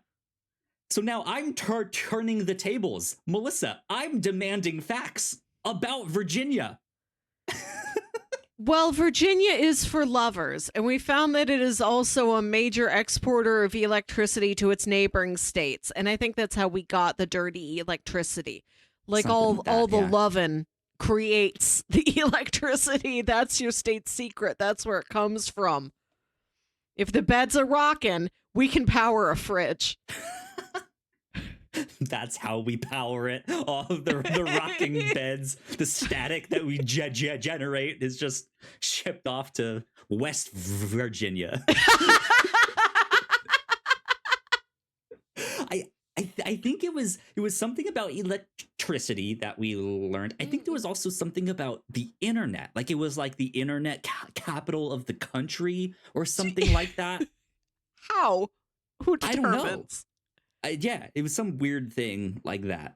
Kyle, the other day, I suddenly remembered this news bulletin you gave me in March of 2020, early March of 2020, when COVID's starting to be a hot topic. And we're like, what does this mean? What do we do? What are we allowed to do? Like right before everything was really locked down. Mm-hmm. You read me a news article that the Prime Minister of Italy forbade orgies to prevent the spread of coronavirus germs. They had already started lockdown in Europe, but it had kind of hit in the United States, but not fully. And so, yeah, we were hearing about all these other countries and what they were doing and locked down, and people would just lock down with a group of their friends and stuff, or like in the same apartment building, right? And so everyone just started having orgies. And they were like, no more of this. We need to stop the spread of this. Don't no more fraternizing with your neighbors. Right. Just the fact that a prime minister had to, in a time of crisis, a prime minister had to say that. No orgies, guys. Come on. And that you read about it and you're like, gotta bring this to the show. We have to talk about it. And now I'm never gonna forget it. It's so funny. Oh, it's good. Good stuff. The world is weird. People are weird. Gotta love them. We got 3 more here to get through. On episode 71, entitled, I'm gonna get this sinkhole and I'm gonna give it to my daughter. What the hell were we talking about? My parents got their kitchen redone and they got a granite countertop. And my dad goes to the guy installing the countertop and he's like, I paid for the whole slab, didn't I? But you had to cut a hole to put the sink in? Why don't I get that hole? And his intention was to give it to me so that I could do chocolate work on it. Like you'll see on Food Network shows, if chefs are doing something fancy with like keeping chocolate cold, they'd work on like a big marble slab. Yeah. You're right, like a Cold Stone Creamery. That was what he was going to do with the circle. But no, they're like, no, sir, you don't get to keep it. Cold Stone Creamery at home. We don't need to go. It's not like if you buy a bagel, you don't get to say, where's the middle? Don't I pay for an entire circle? Don't I get the donut hole with it, right? Like no, you don't get the middle. They don't give it to you. That's great. I love that. On episode 74, entitled "My Parents Met Kanye Without Me," in the description we wrote, "Melissa is overwhelmed by the price of Marvel's Infinity Saga box set, but has an idea never before seen in podcasting." Melissa, what was that idea? The idea was that me and Jams were going to drive out to see you in Richmond, and we were going to record a podcast live in the car with us teaching you how to drive. It was the first ever docudrama series that was also instructional. One man who doesn't know how to drive in a world where everyone else does. Right. Nothing's stopping you. This still can be your project. Yeah. Your senior thesis. This could still happen. Maybe when we come to see you, we'll end up driving up there, and I'll podcast the whole way up there. You get to drive for like a half an hour in like some field in the middle of Missouri. You're like, I'll try it just like on this straight line just down Highway 40 for a little while. Detour in this Walmart parking lot and then go back. Okay, Rachel, you take over from here. You learning to drive in the parking lot of Uranus Fudge Factory. Oh, God. Last but not least, episode 75. Check the teeth. Melissa, why did we entitle that episode Check the Teeth? Was this when Sonic was about to come out and people were mad about the teeth? And I compared it to when you buy a horse, you're supposed to check the horse's teeth. Like the teeth are an indicator of the health of the whole animal. And I'm like, if this is Sonic's teeth, what does this tell us about him? Yeah, well, what is the state of Sonic based on his teeth? It's a shame that being a digital item, those teeth were just deleted. Like, I don't know if the digital file of the original, but like what the rendering of them, it's probably gone. Like, you can't go see it in a museum or anything. I'd love if somebody did a physical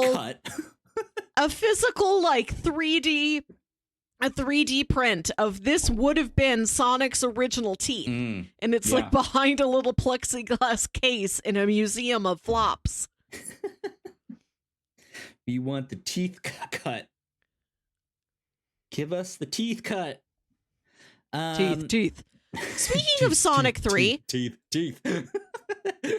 Speaking of Sonic 3, this was one of the movies I believe that you drafted in the Vulture Movie Fantasy League that we're both playing in this season. I believe so. Let's check in on our standings. Yes, please. I know they've emailed me a couple times, but I have not really looked at it. Oh, I wait on those things. Those are deeply valuable to me. Because I have a Gmail account, and Gmail will like separate out your inbox based on if it thinks it's like a social thing or if it's a promotion. And whenever they email me, it gets sifted into one of those other folders. So I don't ever get the actual notification. Same thing. I started regularly patrolling my promotions folder just to get these emails. I also don't know how to get them into my main inbox. You should be able to move them into your main inbox and be like, hey, I actually want this in the main one. Important. Yeah. Send Joe Reed directly to me. Something like that. So in the Vulture Movie Fantasy League, your draft includes Wicked, Sonic the Hedgehog 3, Saturday Night, The Apprentice, Wallace and Gromit, Vengeance Most Foul, Superman, the Christopher Reeve story, Gladiator 2, and Challengers. Yeah. That's fairly solid. I was looking at this and realizing that with the success of Wicked, not just at the box office, but its decent seeming awards chances, you are the only roster in our little friend group that has Wicked, and that alone might win you the game at the end of the day. Gladiator 2 not doing too bad for itself. Oscar's chances not so much. It's pretty much just doing Denzel. as good as I think people were expecting or hoping. But like, Wicked's going to continue. Sonic the Hedgehog 3 has yet to prove how much box office. Buku bucks though. Right. These things alone could bring you in. Right now you are third out of our little 5-person group. I am narrowly ahead of you. I've drafted Anora, Amelia Perez, A Complete Unknown, The Brutalist, Nosferatu, Juror Number 2, Smile 2, and a small documentary called Sugarcane. I went for a little bit more awards, but I'm still waiting. I think Nosferatu and A Complete Unknown could make decent, not quite blockbuster, but healthy Christmas weekend box office money. Yeah. I think with people off of work or enjoying the holidays, obviously they'll want to go to a family movie, but a lot of them will also be like, it's a good horror thing, right? Like I think Nosferatu will do good. Timmy, good for all ages. I think A Complete Unknown could get in a very wide swath of families. Anybody maybe above 12. Kids like Timothy Chalamet, parents and grandparents maybe like Bob Dylan, the man the movie's about. Yeah. I think that one could be a movie that many families find themselves throwing up their hands and saying, well, at least we can all agree on this. Sure. Yeah. Interesting. Good stuff. Yeah, good. I've not looked in on that in a while. I don't even know the last time they emailed me. I might have to like go back in and they email like every Wednesday and sign in and check it out. Because if you were like, go to the website, I'd be like, I don't know. There's a website. I can send it to you. I'll figure it out. But yeah, I'm excited to see how that works. I know in the past I've done a very similar thing for like video game stuff. Yesterday was the Game Awards and all of that stuff. So this is kind of usually around that time when those things are ending and wrapping up. I've done stuff like that before with when we still did Crossplay, our video game podcast. But I woke up early this week so I could watch the live announcement of the Golden Globe nominations. There you go. That's good where stuff. I'm at. Cool.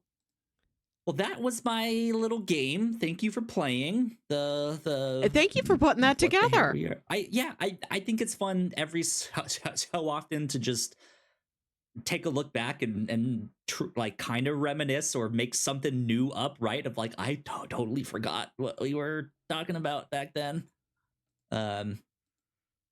It's always fun to like go back and read all of the descriptions of these episodes. Like, oh, that was the episode that I said, red and blue make purple, Melissa. That's where it all started, right? Earth shaking. Yeah, indeed. Let's see. We've done the awards. We've done the games. Do you want to do our cinema corners? Yeah, let's do like a lightning cinema corner. Sure, yeah. Yeah. We both went to go see Wicked. I thought it was fantastic. I loved it a lot. About the start of this year, I think like February-ish, I went to go see it off Broadway, so I saw the full thing. But it was interesting to me because the 3-hour movie felt like it was moving along the entire time, but that was actually stretched out. So I don't remember if there were like new songs in there or not. I don't really know. The new songs are coming in Wicked Part 2. Okay. Interesting. But yeah, I thought it was spectacular. Yeah, I also have only seen the stage show once. I had a fine time with the movie.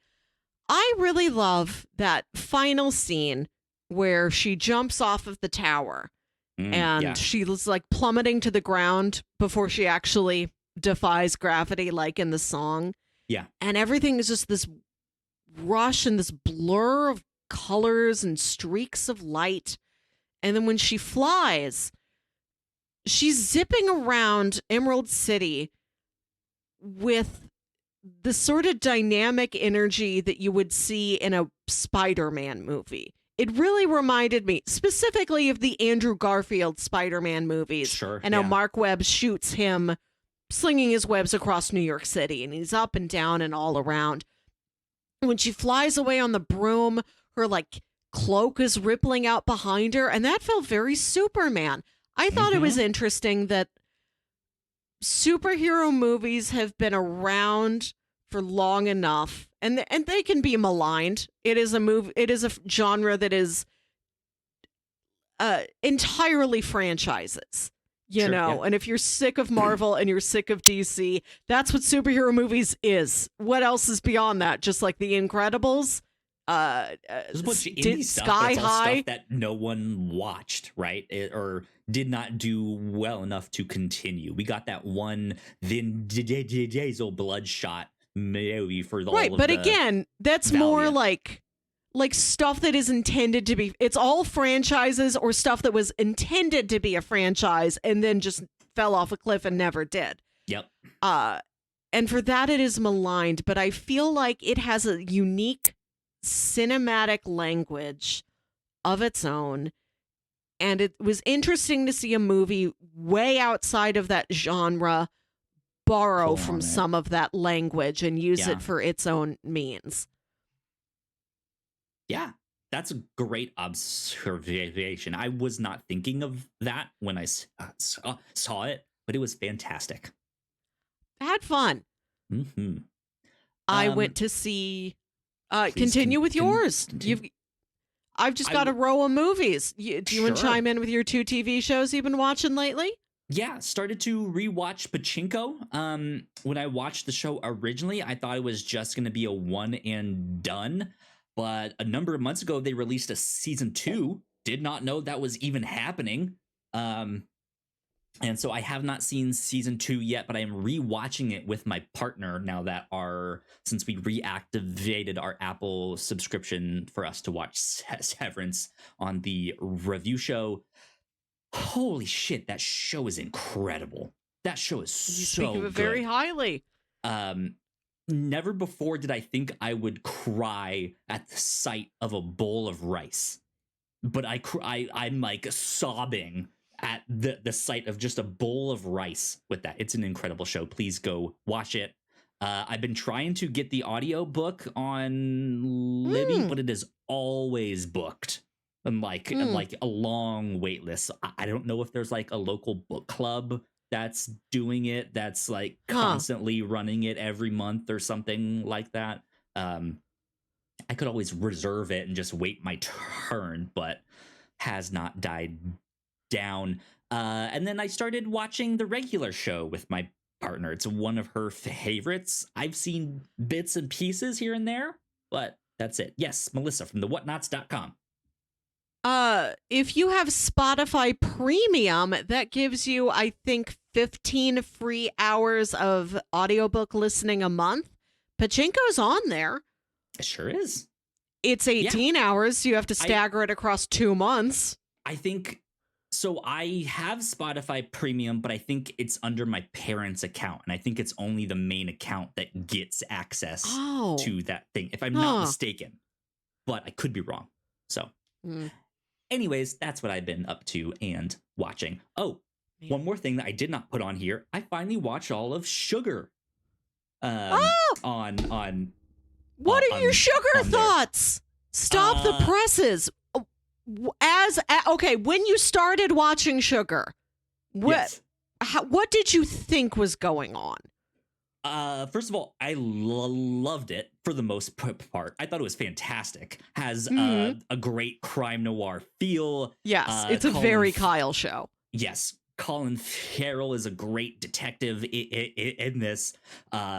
Very much a modern day like crime noir. But I loved how they were splicing in all these bits and scenes of like classic Hollywood films or like lesser known Hollywood films that still fit that vibe, right? That stuff I thought was brilliant. I really wanted to watch this based off your recommendation of don't know if Colin Farrell is his character is really human. Right. I'm like, this ostensibly weird. looks like this looks like just a normal neo-noir, but there's something so odd about this guy. He can't be a person. I don't know what he is. Yeah, he's not human. Yeah. I was thinking. Oh, yes, I finished it long ago. So I'll tell you, I was thinking like alien or robot. And with his fascination with movies, and specifically like he gets American Cinematographer magazine, like the way movies are shot, and there's, I forget if it's like point of view shots or like the way the camera aperture will sort of zoom in on things. At something, yes, right. It will do the like circle, like most of the screen is black, but there's the one thing he's focusing on. Yes, right. I thought he was going to be a living camera. Like, just this is the physical embodiment of a camera. What if a camera became a man? I could see like a robot who has cameras built into his ocular lens, right? But yeah, this is really, really interesting because there is a twist. I guess we'll get into quick spoilers here on this. So if you don't want to hear spoilers on Sugar, maybe skip ahead a minute or two. Or let's say 2 or 3 minutes here. Yes, Sugar ends up being an alien. I don't know how I feel about it. On one hand, I didn't like it.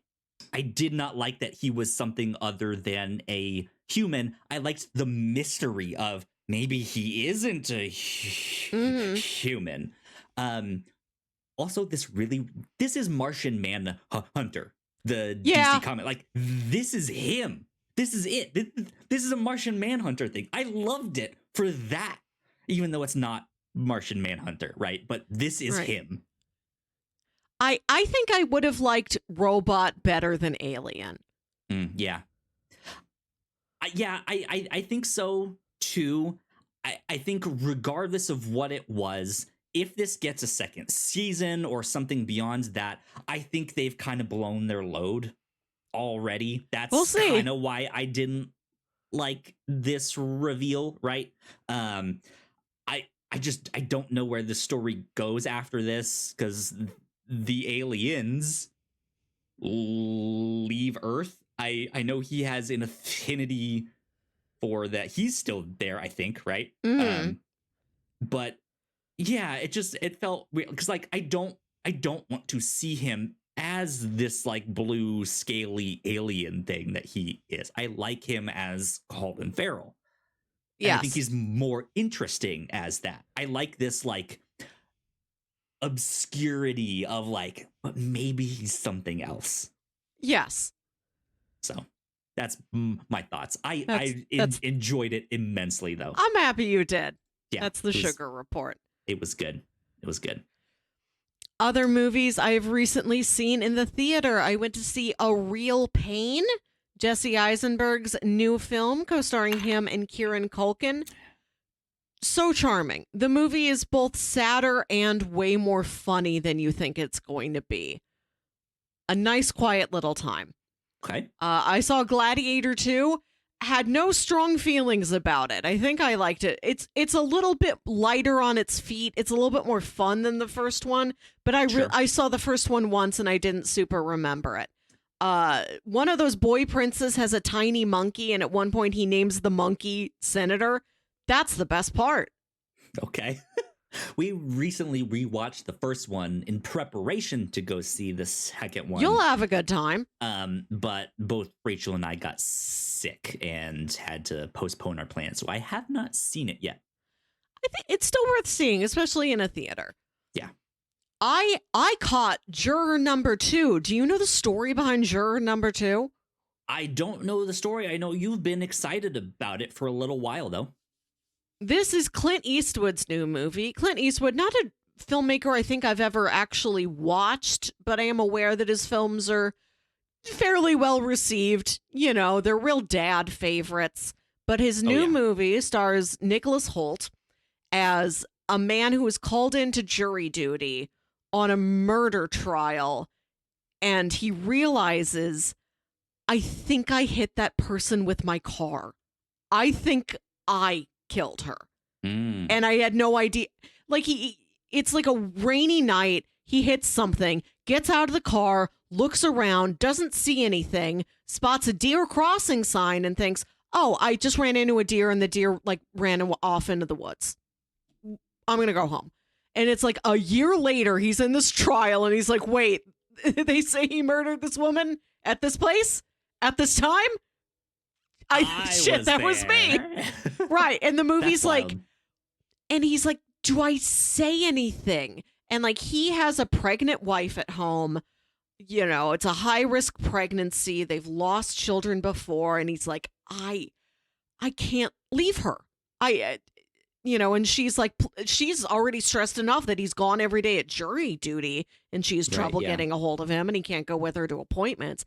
He's like, I can't leave my family and go to jail, but also I don't want this guy to go to jail for a murder he didn't commit. So how do I not confess to anything, but still steer the jury into saying he's innocent? It's a conundrum of a film.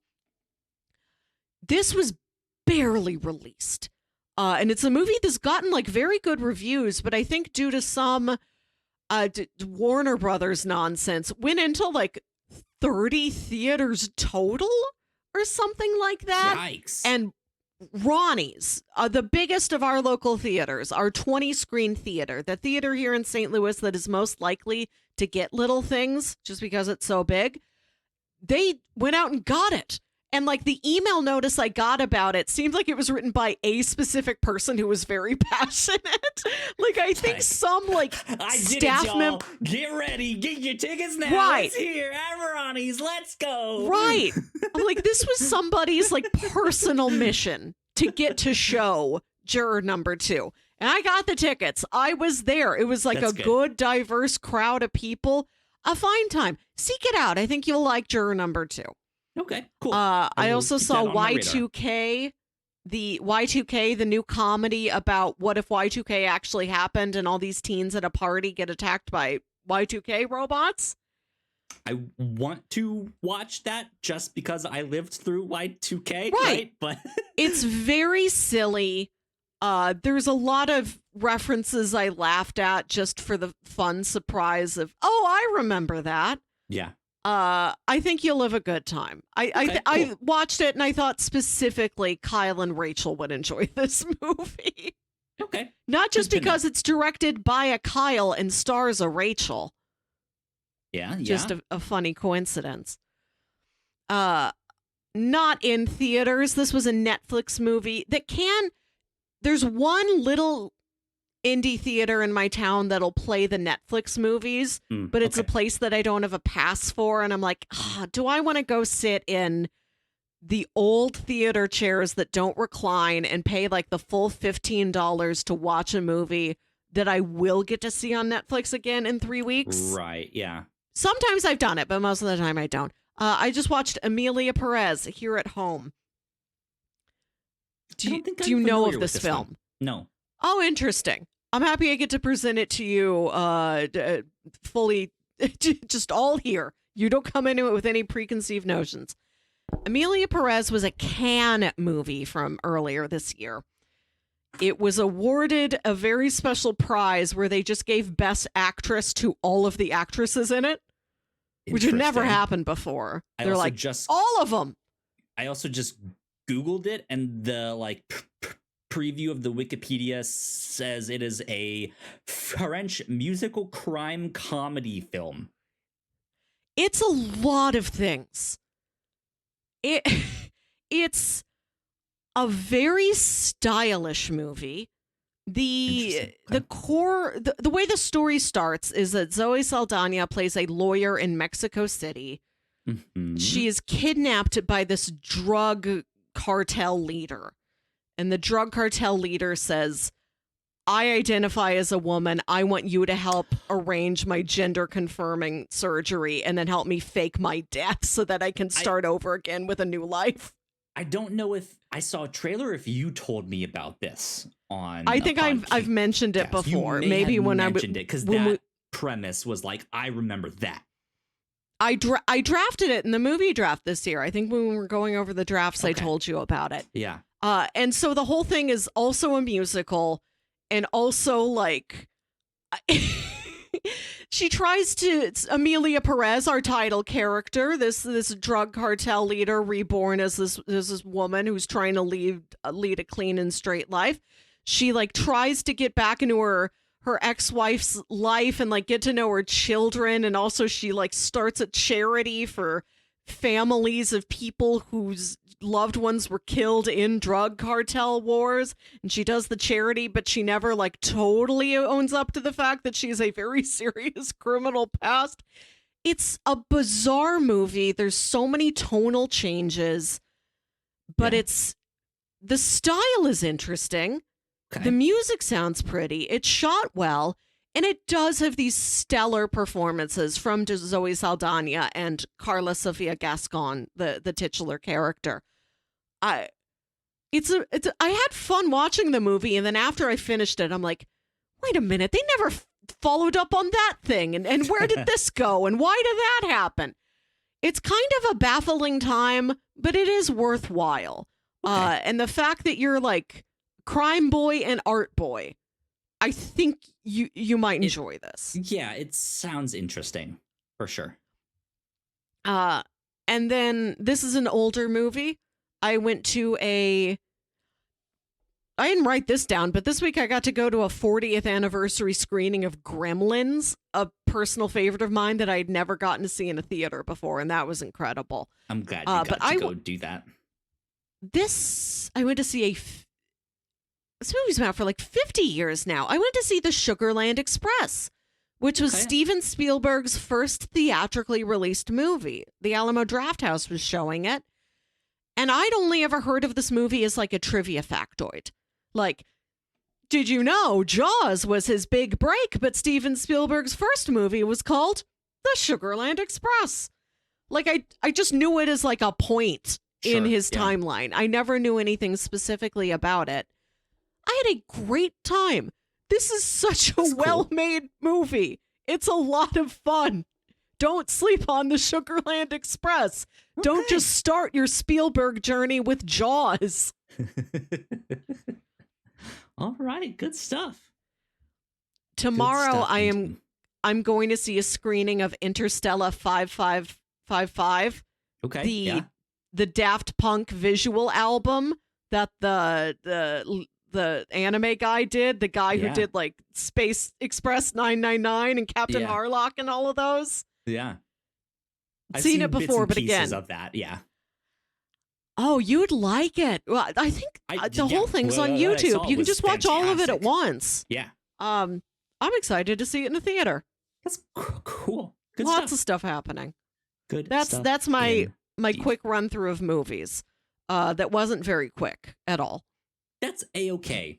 I think I will, however, punt our pop culture lightning rounds, or most of it, to next year. There's one thing that I want to tell you about here. It's been on our list. I'm super excited about this. Melissa, this is a new comic coming out in 2025, in March of 2025, called Out of Alcatraz. Written by Christopher Cantwell of *Halt and Catch Fire* and drawn by Tyler Crook of Harrow County. They're teaming up to make a comic about the famous prison break, which I'm stoked for. I don't know if this is like a 6-issue mini or all that stuff yet, but once they announced it like a couple weeks ago, I was like, I want that comic. That sounds awesome. Fun. Good to know. They are both creators that we like. Maybe once the whole series is wrapped up, we can catch it on the review show or something. I think that'd be fun to do another book of Tyler Crook's, and then to see Christopher Cantwell work in a different medium, right? Different genre. Indeed. Indeed. So yeah, we'll do the rest of our pop culture lightning round and all the stuff that we missed over holiday break when we come back on the captain's log. So go check out all of that stuff. Yeah. And then we when we're expect back. that to be what? We're recording January 12th, you think? I Review believe so. show on It's the that 5th, Captain's Log on the 12th. weekend, yeah. Okay. Yeah. So be on the lookout for all of that good stuff. But yeah, shout out to us. My voice is failing me right now because I'm about to cough. There he me. goes. Yeah, man, 9 years at the Whatnauts. I think this has been an absolute blast. I've had so much fun making this podcast. These podcasts. Mm-hmm. To which I was also thinking earlier in the show, what do you call, you know how you can have a murder of crows, right? What is the plural of a group of Santas? Like we were discussing in the tour you saw, they had a bunch of those Santas there. Is this like a sack of Santas? Is this a sleigh of Santas? I don't know. Anyways, this is, I'm incredibly proud of what we've made here at the Whatnauts. I have a blast making it. It is so much fun to work with you, Melissa. Thank you. The few opportunities that Ignacio gets to jump on a podcast have always been we missed Ignacio this year. Yeah.